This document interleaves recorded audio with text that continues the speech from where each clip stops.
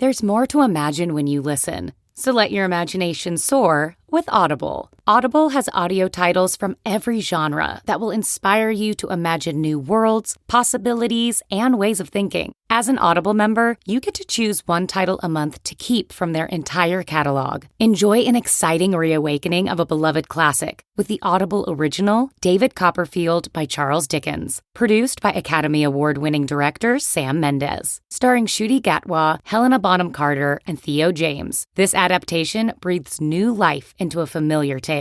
New members can try Audible free for 30 days. Visit audible.com/imagine or text IMAGINE to 500-500. That's audible.com/imagine or text IMAGINE to 500-500. Are you struggling to close deals? Cold outreach is wasting the time of both the buyer and seller at every stage, especially when sellers are using shallow and outdated data. Your organization can overcome these challenges with technology that translates comprehensive, high-quality buyer data into real-time insights. These deeper insights empower sales reps and teams to adopt the habits of top performers, which leads to better outcomes, like more pipeline, higher win rates, and larger deals. We call this deep sales.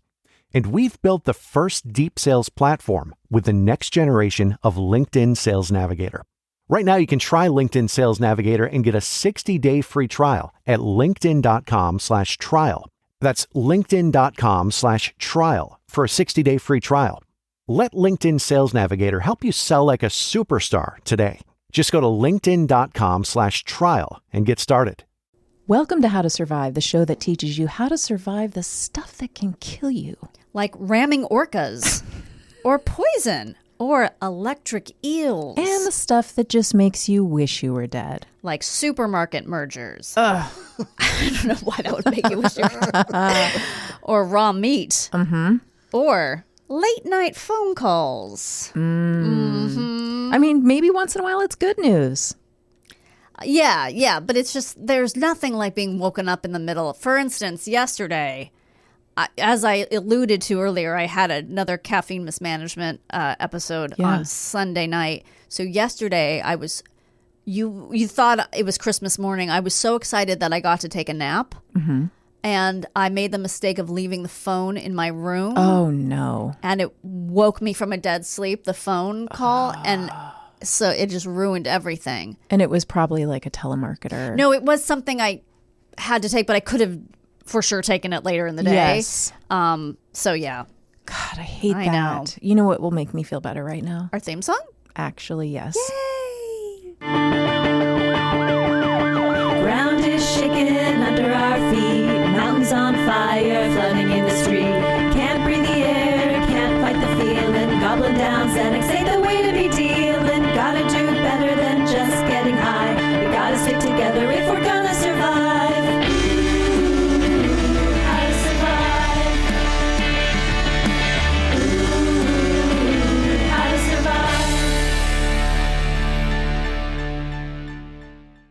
Happy 150! Welcome to the 150th episode of this award-winning podcast. Did we win an award in our minds? I think, you know what, somewhere we've won an award. We probably just didn't Yes. Google right and find it. That's right. I think, you know what, we would have, but all of those award-giving contests cost money to enter. Right. Every time I see And a I thing think we for only it, fell for that 3 times. I'm like, no, I'm not paying $150 to enter the contest.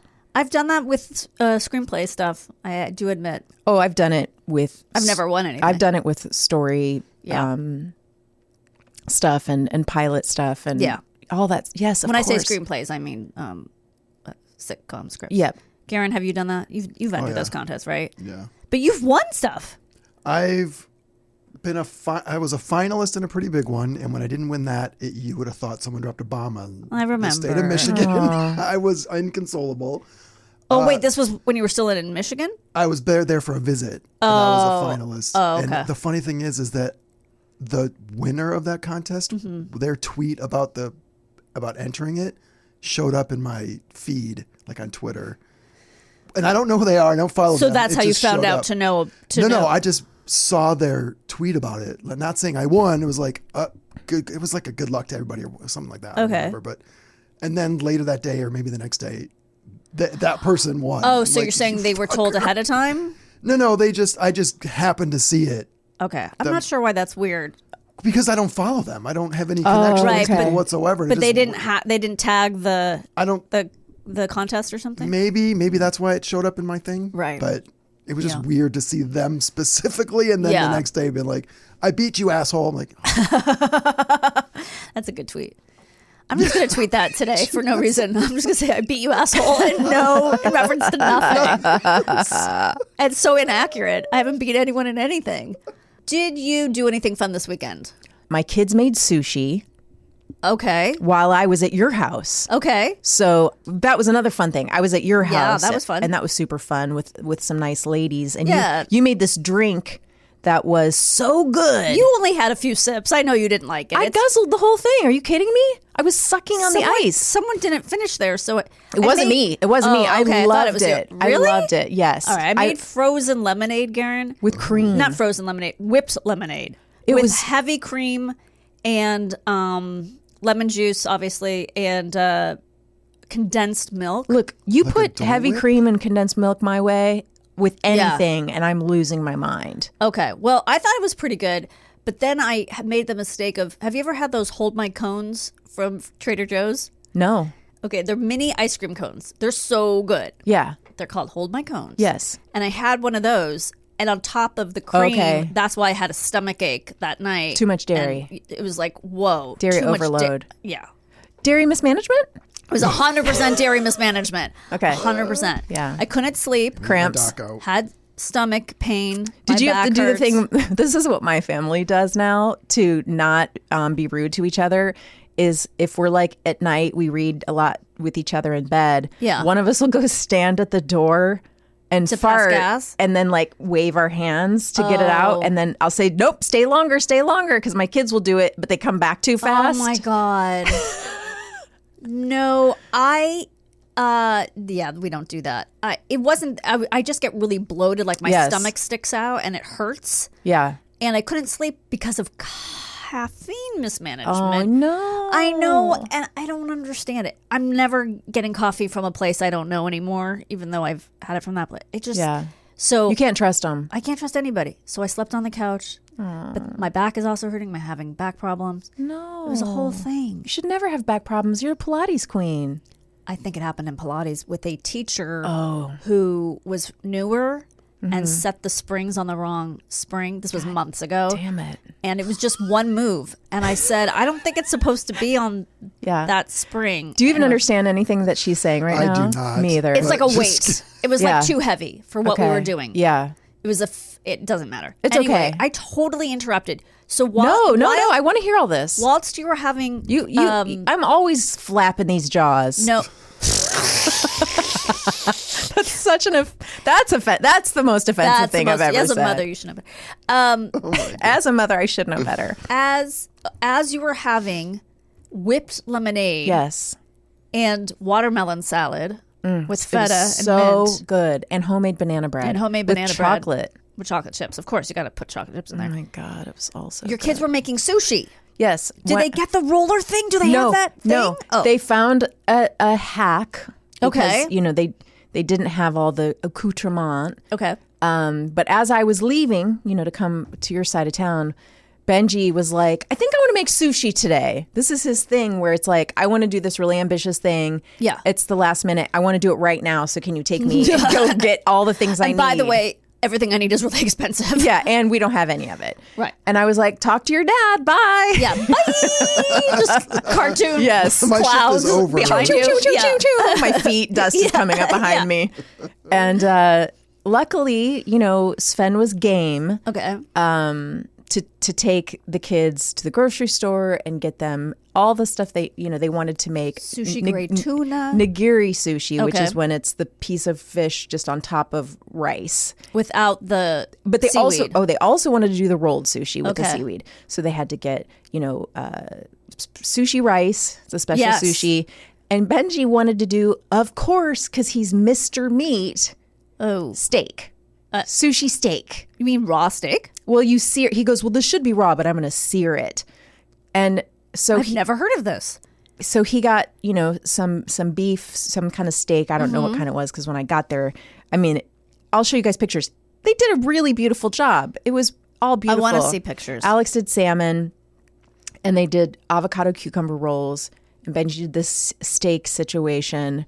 And the steak situation. I was like, no, thank you. I mean, I tried it, but for one, I'm not a big steak person to begin with.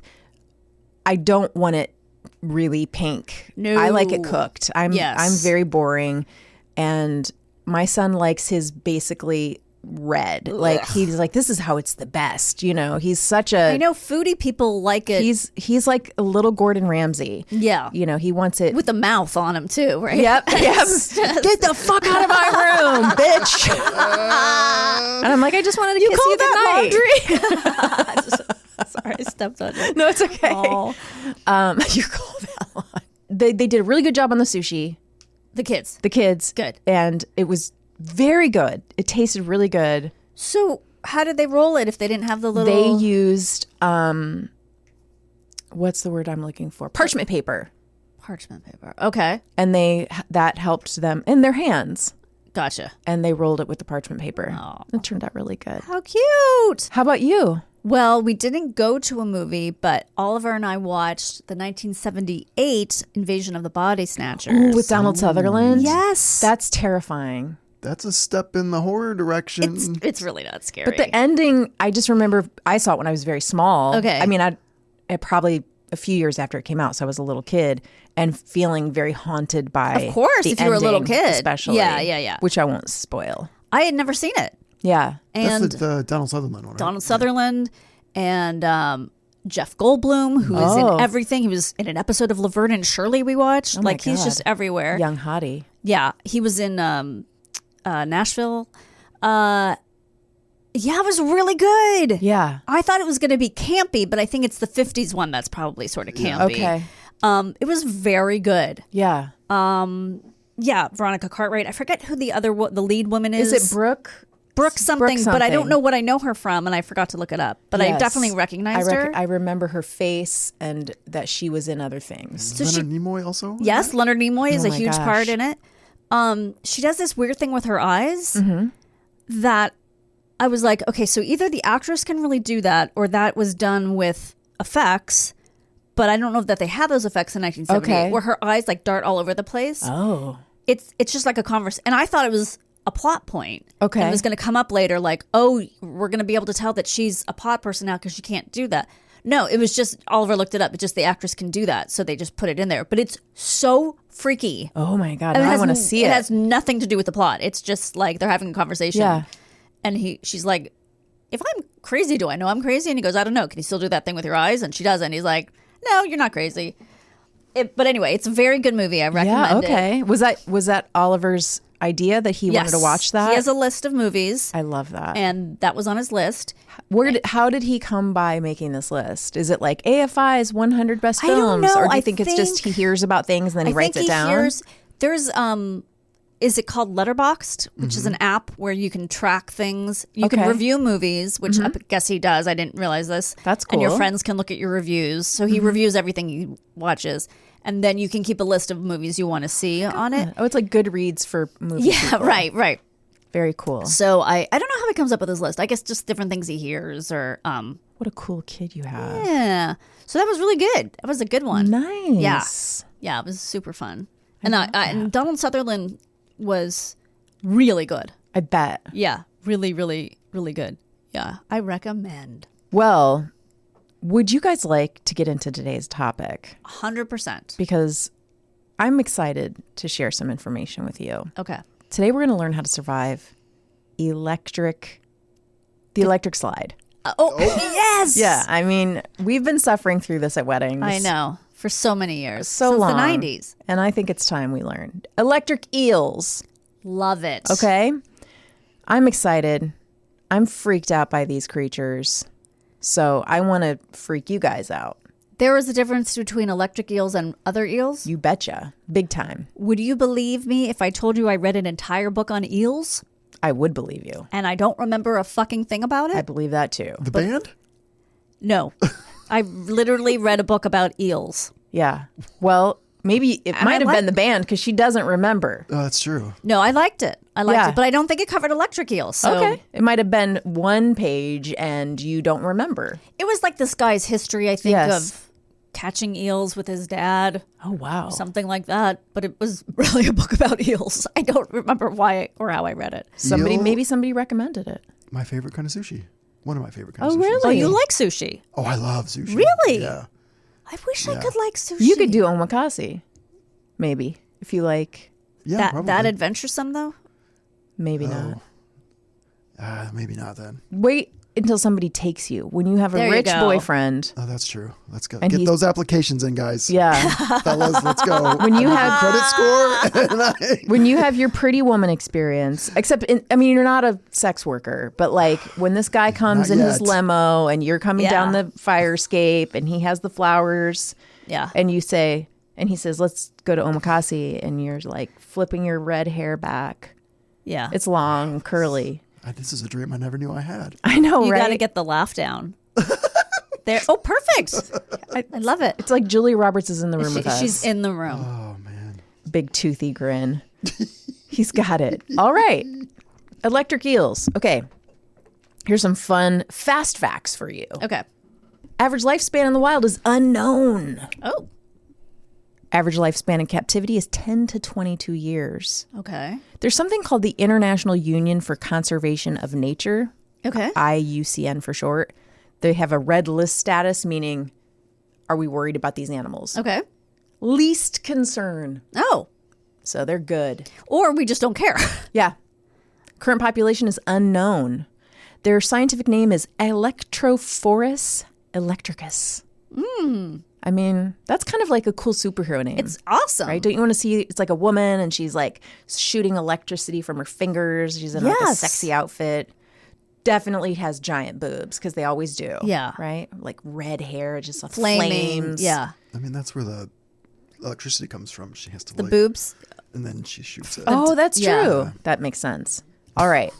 Fun facts. Yes. First I did fast facts. Yeah. Now we go to fun facts. Get ready for this. Did you know an electric eel is not even an eel? Oh, no, I didn't. You read a book on it.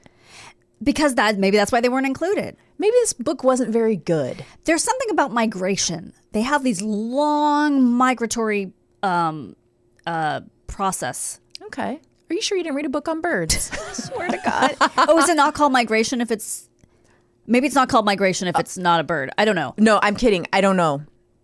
No, because even people migrate, so it must Yes. be. Yeah, okay. So they're not eels. They're not eels. Okay, are they fish? They 'Cause- are. Okay. It's a knife fish. They're closely related to catfish, Oh, which you can kind of see when you look at their faces. They have them. They have the same freaky looking faces. oh, but are they long like eels? Yes. Is that why they? Okay. Yes.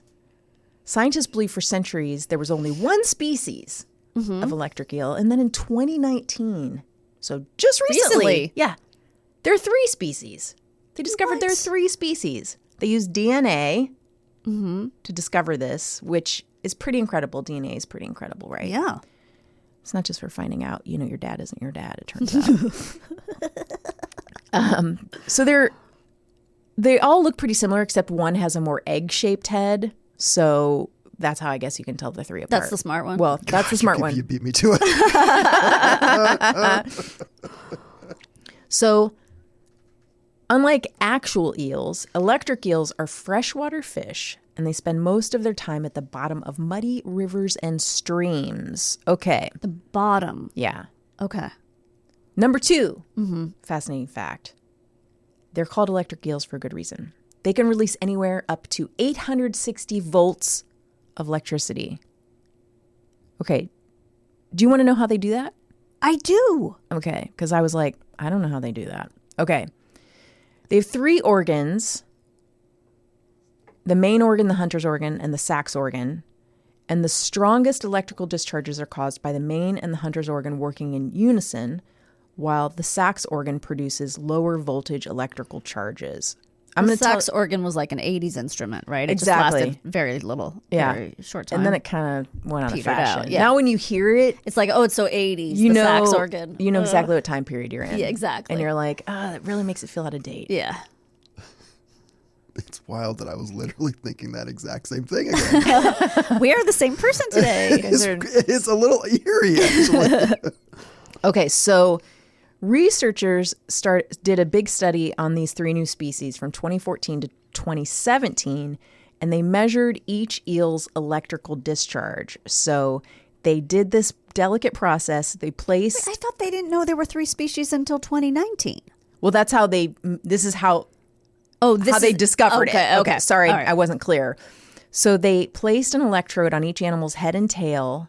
Oh my God. And then that's how they knew the one species could produce an 860 volt discharge. Okay. Because before that, the highest known discharge was 650 volts. That's more than 5 times the voltage of a standard American wall socket. Whoa. And what? That amperage is too low to cause serious harm to humans. It is? The wall socket. Yes. Like, I mean, you don't want a baby sticking a fork in it, right? But like a human, if they get hurt from a wall socket, it's not going to kill you, but it hurt. Yeah. This biologist, Kenneth Catania, so he wanted to measure the power of shocks. He really wanted to know. So he's a large part of this discovery. So he got into a tank with the electric eels. Oh my God. And then had them shock his own arm. Oh my God. So he described the shocks over the 600 volts as more powerful than a taser. And whoa. This is also measured through science. It's not just he said, like, it's more powerful than a taser. It's like when you go to the doctor and they're like, what is the pain on a scale of 1 to 10? Yes. It's more, like, say it hurts more than a taser today. Yeah. It's sort of between a taser and a bullet. Yeah. And they're like, okay, well, that's science. And I always feel like I'm lying because I don't really know. I know. I'm always like, feel like, too, that they're not going to believe me in a way that it's like, yeah, never mind. Okay. What makes their shock electric is electrocyte cells in particular organs that create charges by moving sodium and potassium around. Okay. And the eels can trigger these shifts at a moment's notice to send the charges from thousands of electrocytes pulsing out of their bodies into an object or creature. Okay. So it's the sodium and potassium moving around. Wow. I don't know. I thought, do we have sodium and potassium in our bodies? How come we can't shoot electric, out of our heads when we're mad at someone? Maybe if you eat a saltine and a banana, you can. Yeah, you got to just make a sandwich. Yeah. A saltine banana sandwich. Eat it really fast. That sounds awful. It doesn't sound like the worst thing in the world. Or is it going to be delicious? Yeah. I think it'll be weird, but not like the worst thing in the world. It's probably something really good to eat when you've got tummy problems, if you've done some dairy mismanagement. You think so? I don't know. Well, the saltine part definitely. Yeah, when you're feeling sick, but then bananas are good at potassium. You slice the banana really thin, you put it between the saltines. Yeah. It might just be what the doctor ordered. Might. And then you go around shocking people. Yes. All right, guys, get ready for this fun, fascinating fact. They can leap out of the water. What? That's right, motherfuckers. Can they leap and shock something midair? Yes. And then go back down? Yes. So what would they, like a person or a bird? A horse. A horse? Yeah. When are they near horses? I'm going to tell you something crazy later. Okay. So remember our friend Ken Catania? Yes. Catania? I don't know, yeah. Nevada, who was like, I'm going to stick my arm in the water because I want to learn some stuff. My God, I was visualizing it that his whole body was in the water. And that is so stupid. No. Of course he just put his arm in the water. Okay. No, it's not stupid. And I'm sorry, do the 3 different species have different... One is more powerful. Okay. I think it's the Brainiac one. Yeah. The other 2 are maybe the same. Okay. Of the 600 volts, right? So he made this discovery while he's doing, those jackass experiments, those jackass style. He's on Fear Factor. Yeah. Okay. So he discovered this accidentally, right? So he's handling the eels and he's using a net with a metal rod. Okay. Right? This is before he's like, stick my hand in there. Oh, okay. This isn't working. I got to really... So he noticed that when the metal rod approached, the eels would lunge up from the water to attack it with electric shocks. And because the rod conducts electricity, the eels saw it as a large animal. Okay. But when something non-conductive was used, the eels were like, who cares? They ignored the target and did not attack. So they would jump up out of the water to try to get to the rod. Okay. So that's how he discovered this. And if guys, don't turn this off because I'm going to tell you something really cool about that fact later during my story. All right. Are you ready for this nest? Are you ready for this next fun fact? Yeah. It's all fun. They lay eggs in nests of saliva. Oh. Just like the Trumps. Are you guys ready for another fun, fascinating fact? Yes. Electric eels are actually mouth breathers. So what are other fish? Gills. Of course. So does that... Oh, they don't have gills. They do, though. Okay. So they have small gills on the side of their head. Uh-huh. Just like, have you seen, J.D. Vance? He's a mouth breather. Yes. He has those gills. Right. If you look at pictures close That's up. why he has the stupid beard. Because they cover it. They hide the gills. So... Ask me if I have gills. Do you have gills? Yeah. Good. Okay. Good. Good. Okay. Electric eels obtain around 80% of their oxygen by gulping air with their mouths. Okay? Above the ocean? Like above the river? They're in freshwater. They're freshwater Right. in these muddy little lakes, streams, okay? This is an adaptation for the muddy, poorly oxygenated waters in which they live. Right, but I'm saying, do they get the oxygen from the water? No. They come up and They get have to come up. oxygen. Okay. 80% of this. Okay. So I guess 20% they can get from underneath. They have to come up for air to survive. Wow. Yes. I never knew that. And wild. You know what I forgot to say earlier? They live exclusively in the Amazon and the Orinoco River Basin in South America. Oh, okay. So you don't want to be around an electric eel. Don't go to those places. If you go to those places, that's where you're going to possibly encounter one. And I'll give you some tips when we get to that point because the show is called How to Survive. Right. All right. Fun fact. They are mostly comprised of electric organs. What? Yeah. So they can they can reach up to 8 feet. What? Hello. You want to see an 8-foot-long electric eel? What? Yeah, that's right. Okay. But only 20% of that is their vital organs. 80% of its body, electric organs. Okay. Even their skin is covered by electroreceptor cells. All of their internal organs are squeezed into the small space near their head. Okay. This is like a mistake. This animal shouldn't exist. Our Lord and Savior makes no mistakes. You're right. Well, maybe he didn't make this one. Maybe Satan made this one. It. Yeah, he outsourced it to Satan. This could be a Satan creation. Here's some fun things you might be thinking to yourself right now. Yeah. Why don't electric eels electrocute themselves? Oh. They can and they do. No. And they sometimes other eels accidentally.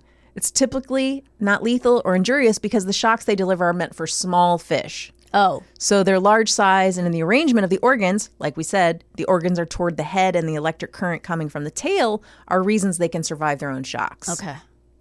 Here's another fun one. Could an electric eel power a light bulb? Ooh. Well, we know they can release up to 860 volts of electricity, and a 40-watt light bulb needs around 120. So they could. And in fact, this has already been put to the test at the Tennessee Aquarium. In 2019, the aquarium rigged its resident electric eels tank to a Christmas tree. Guys. Wow. And it lit up the Christmas tree. Yeah. So did they have to keep stabbing the Christmas tree? I don't understand. Like, how did they, or stinging it? Rather? You know what? I want to go online and see if I I'm can gonna find have this to because find that. I don't understand the science behind what maybe they had to put something in the tank. Because the water would conduct the electricity, theoretically, wouldn't it? So maybe they just somehow... how did they harness the electricity? I mean, right. This for me is a bigger question of like, I don't even understand how we harness electricity to power our world. Don't even get me started on how I don't understand. I'll see windmills and be like, how does it work? Yeah. You know, when we're driving to Palm Springs, 100%. I'll just be like, I still don't understand like how they get it and move it and makes things. And then how does it? But why? I think the bigger question is, why aren't we using this to power things? Well, they are, I think scientists are like thinking, how can we use this for like pacemaker? Like, how can we use electric eel energy for health of, you know, yes. That is being explored. Really? Yes. Okay. Here we go. I already talked to you about that. So this is all so that they can kill small fish. And bigger ones. They've taken down bigger creatures. Okay. Are electric eels dangerous to humans? Guys, this is our show. Yeah. Though rare, people have been known to die after being shocked by an electric eel. The biggest danger, a single jolt could cause a person to drown. Oh my God. Even in shallow water, and multiple shocks could lead to respiratory or heart failure. It's best to avoid their territory altogether, and that goes for fishing and swimming. Whoa. I couldn't find any cases of somebody who died, but I did find a clip from a show called River Monsters, hosted by this British guy named Jeremy Wade. River Monsters is something I've never watched, but it's, I think, a pretty popular show. It's one of those Discovery Channel shows, and he gives some tips while he hunts. I'll put this in the newsletter. It's like a 4-minute clip. He hunts an electric eel in the, I think this is the Amazon, or it's the Orinoco River Basin. And so these are the tips I'm going to tell you. Okay. If you're like, I don't know, going to fish an electric eel for some reason. I don't know why you'd ever do this. I was going to say, is he going to eat it? He's going to just show you that I'm catching it. Like, okay. Because it's a river monster, right? Gotcha. In the theory of his show. So what I would say is wear protective long rubber gloves. Yeah, okay. Like he does. Wear rubber boots, not wellies. Don't be some basic bitch. You know, wear some good ones. Aren't wellies rubber shoes? No, I think you want to go with like industrial grade. Right. You know, don't get your shop bop wellies. Right. Okay. Get your good, like, you got to go to like a military store. Don't get the Burberry. Yes. Wellies. The plaid. The plaid Burberries. Protective clothing. I mean, this guy is like British. I think it helps if you're like British and posh and you've done a lot of world exploring. Be like a Jeremy Wade or a Bear Grylls. Be weather beaten. Yeah. But handsome. Sure. So be a man. Yes. If you're older. And this helps to do what? Catch an eel? I think so. Okay. Because you've traveled a lot. Sure. And you've had family money to do this. Yeah. Once you drink your own pee, you can catch an eel. Oh, for sure. For sure. Okay. And know how to make a lasso from a stick. From a stick? But call it a lasso. Okay. Catch a river monster electric eel on the first try. Pull it from the water. And then pour water over it and show us how it's done.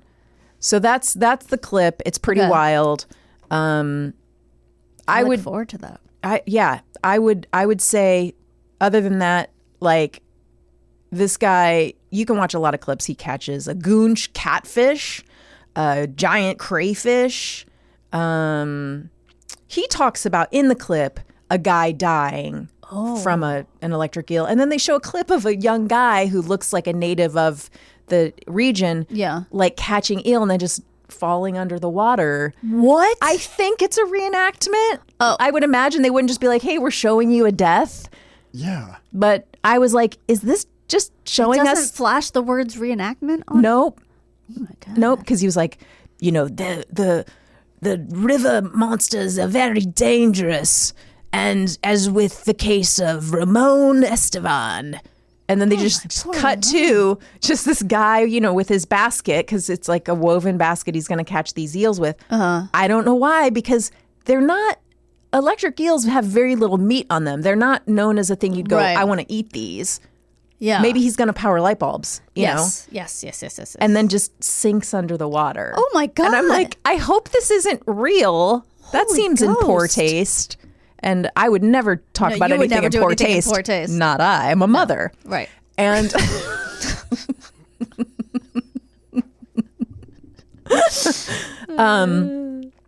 so I guess my tips for how to survive are those.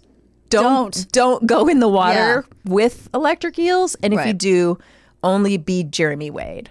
Right. Or where rubber is, what is it called? Ground yourself. electricity? Yes, ground yourself. Would you like to hear a story? 100%. Okay, I'm going to tell you the incredible story of a man named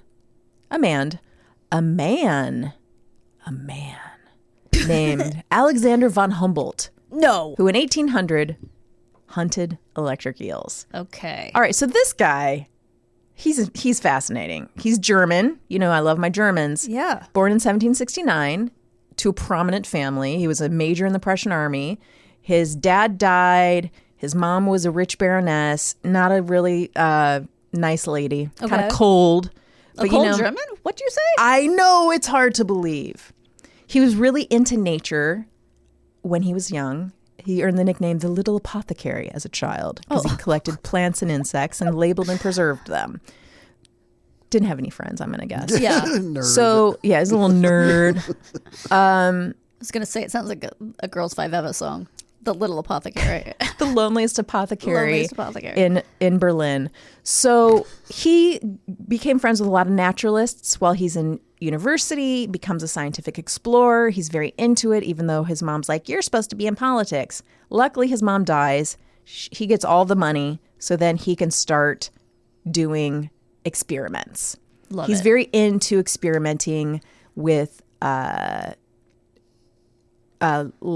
electricity on dead animals and about like reanimating them. He's Frankenstein. He's a little Frankenstein.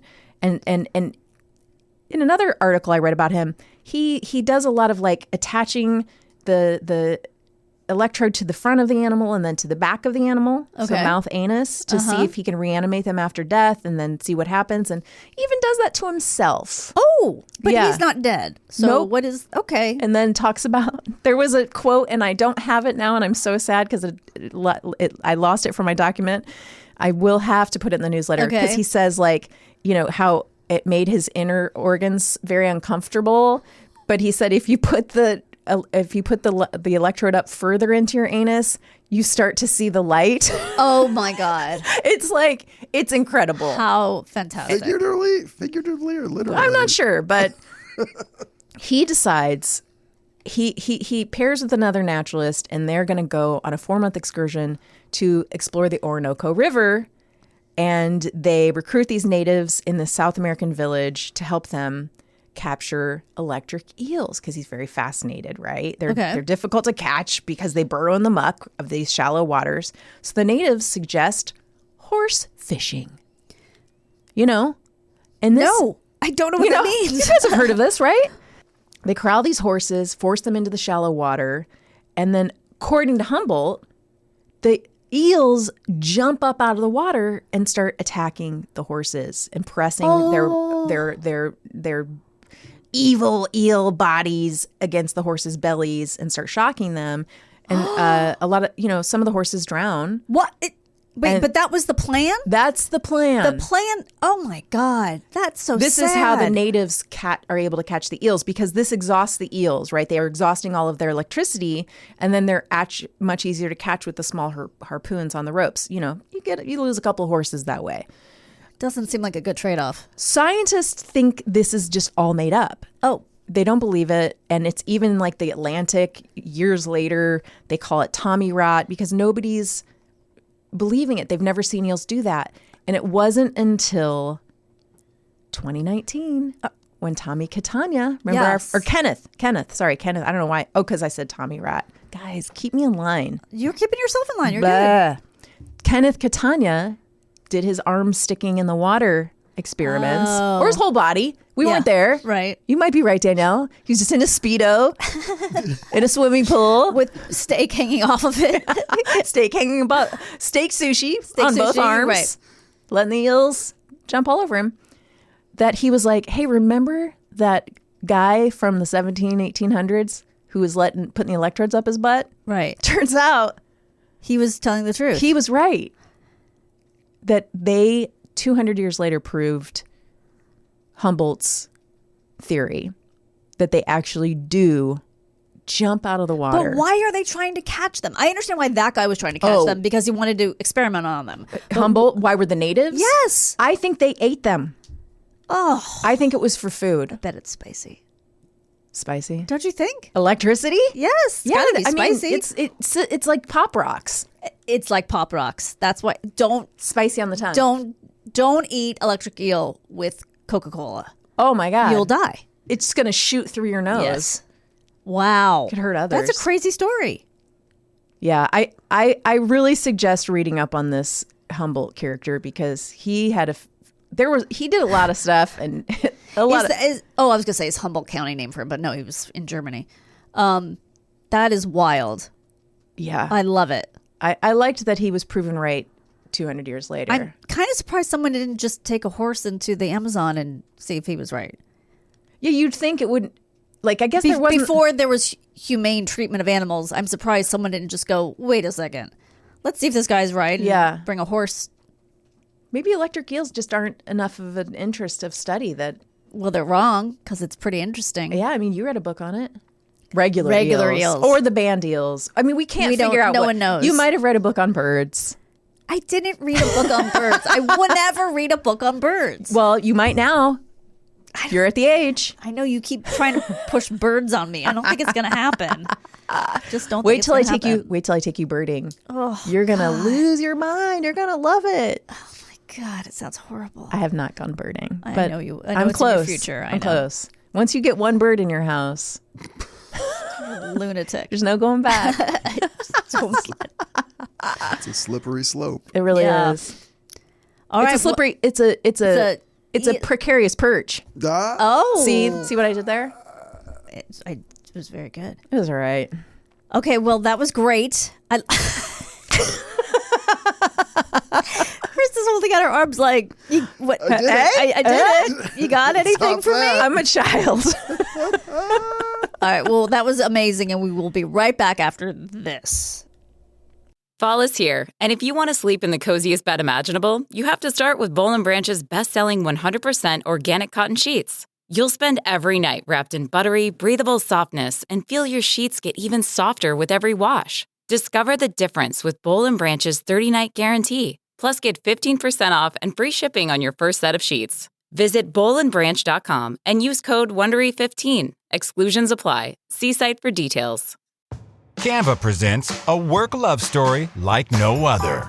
Meet Productivity. She's all business. The Canva doc is done.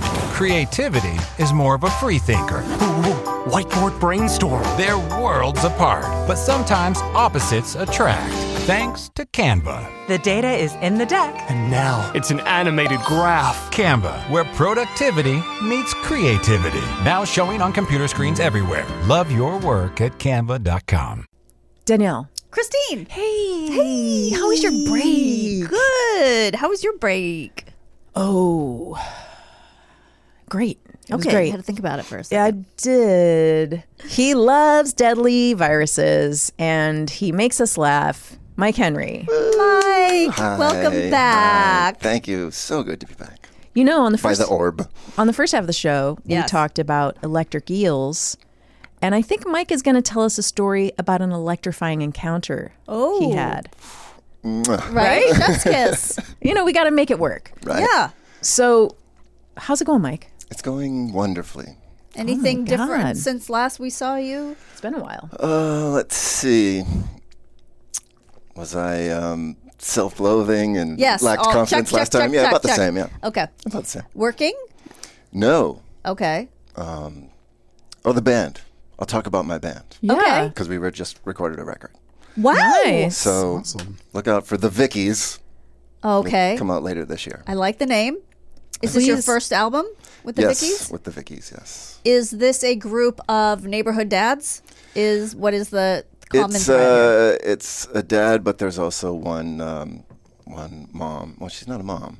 Oh, she's a single cat lady? She's the drummer's wife. Okay. But he has kids from his first marriage. Okay, she's a stepmom. Stepmom, thank you. I think we can let her vote. Yeah, I think it's okay. Right? Okay, Yeah. Stepmoms. We'll have to check with JD. Let's see what the mouth breather says. Right. And so are you going to have a release party? Well, it's unclear. We were going to release it as like the full album, but I think we're going to we decided instead to roll out like singles. Mm-hmm. Okay. Because no one really buys hard copy albums anymore. Okay. So we are playing in September in the Valley, September 14th at the Maui Sugar Mill. Cannot make place I've never been to. And that's sort of like the first single release. Is that a bar or like a place where they mill sugar? It might be both. Okay. Never been. But it is also a bar. I like the name. Well, that's very exciting. Yeah. What is it called again? The Maui what? Maui Sugar Mill. Sugar Mill. Okay. It's in like Tarzana. Okay. Oh man, and who doesn't love to go to Tarzana? I love it. I know, it's like any chance I get. #1 hotspot in the LA area. That's where the hottest bands are playing. And so, what kind of music is it? It's very 90s rock. That's what most people say. Like, hey, the 90s are back. Gin Blossoms? Oh no, more like I was more kidding. like lit. yes. So what is this electrifying story? Electrify us. That's when I just mentioned the New Beverly. Yeah. Do you know who owns that theater? Yes, Quentin Tarantino. That's right. Yep. And next month, I just found out is the 30th anniversary of Pulp Fiction. Oh my God. I was an adult when I saw that. I know. God damn it. Doesn't make any sense. And so my story involves Pulp Fiction. Because I was also an adult, mid-20s. I was definitely the target demo. Loved that movie. Yeah. Same. Caught up in the hype. And I don't know if you remember. Wait, how old were you, Garen, when that came out? That was 94, right? Yeah. So I was 14. Oh, okay.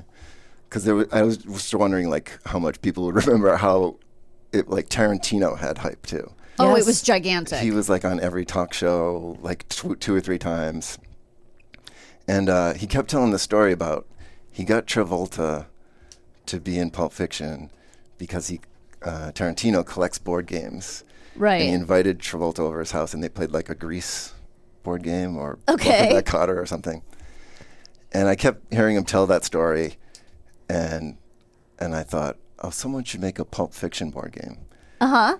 And so my best friend, Don Fleck, is like a jack of all trades guy, like good at everything. And I said, hey, do you think we could make like a Pulp Fiction board game? And he was like, oh yeah.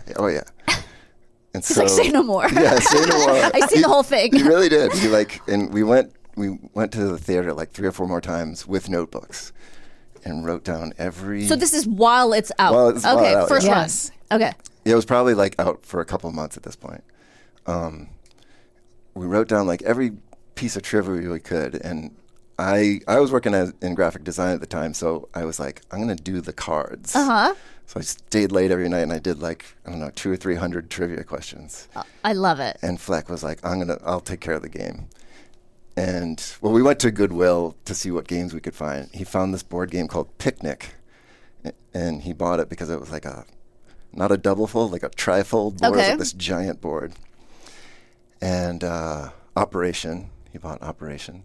And he was like, I'm going to make the game and you do the cards. So like a week later. You're not coordinating together? No, hilarious. Like what you said, he was like, I got that. Like he knew instantly. Okay. So he called me like a week later. He's like, come over, I want you to see the game. And he had like made a map of LA, like little pathways through it with all like Jackrabbit Slims and other places in the boxing arena, whatever. And in the middle was a logo for Red Apple cigarettes, which is what they all smoke in Tarantino movies.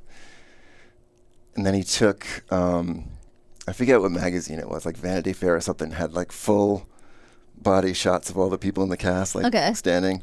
He cut those out and made the pieces so they were like standing characters on foam core, Love it. It was amazing. And it looked good. It looked like he made it all by hand, but it looked like professionally done. It was It was incredible. And we went to a theater in Providence where it was playing because we were like, we want to see if you can actually play it. And these couples came out. We're like, hey, you want to play this Pulp Fiction game? They sat down. You can 100% play it. Oh, I left something out very important. Okay. The end of the game, he cut the operation game and made it smaller and painted it black. And he had put Uma Thurman's face like inside where like the little guy is, and the guy's nose was now like a light on her necklace. And there was an X on where her heart was, and he attached like a fake syringe to the... I swear to God. This is amazing. He attached a fake syringe to the electric wire thing, so if you stabbed her in the heart, the thing would light up, but not always. And I was like, how did you get it so it doesn't always do it? And he's like, I don't know. It's just, you go at like certain angles, it lights, sometimes it doesn't. Oh my God. Like the adrenaline shot they give her in the movie. Okay. So he was like, I just thought like the end was you get to the Red Apple cigarettes, and then you get a chance to do this, and if it lights up, you win. I want to play this game. And so we went and they played it. We took pictures of them playing it, and they did it, and someone won. And it's Wait, just outside of the theater on the sidewalk? Well, it was at a place called the Cable Car Cinema that had like a little cafe inside. So, okay. So when they came out, we just like grabbed a table and sat down and Cell played. phones didn't exist. You could get just people to play a board game. Yeah, totally. And the internet didn't exist too because we had no way of finding Tarantino. So we were like going to like the library and getting yellow pages and white pages from LA. Right. Oh my God. Nothing.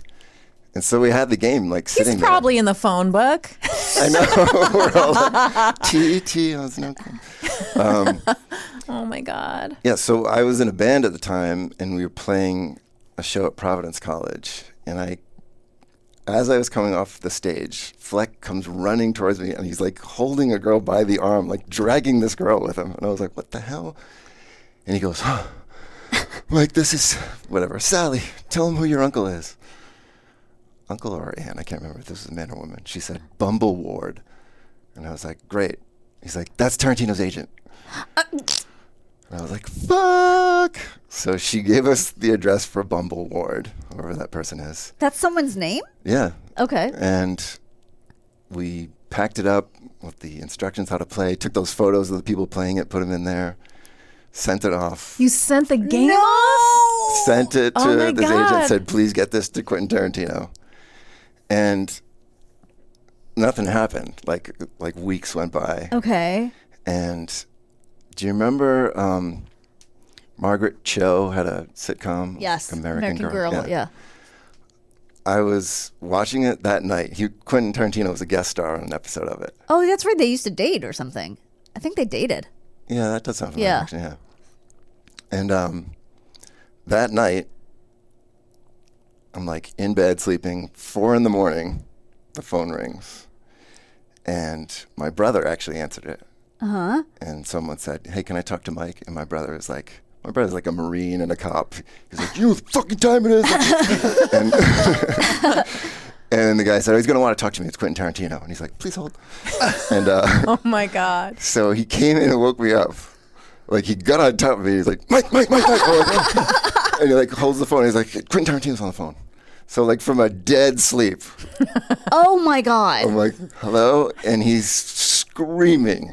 Like, not like talking like a regular person. Like I could tell there's like 50 people in the room. And he's like, we got your game. We're playing your game. No. And I'm like, oh, like trying to take it in. And he was yelling about, you know, we're good at it. But the other guys are gonna win because we can't get the fucking necklace. And he kept, like the whole time, he kept stopping and going, shut up, I have him on the phone.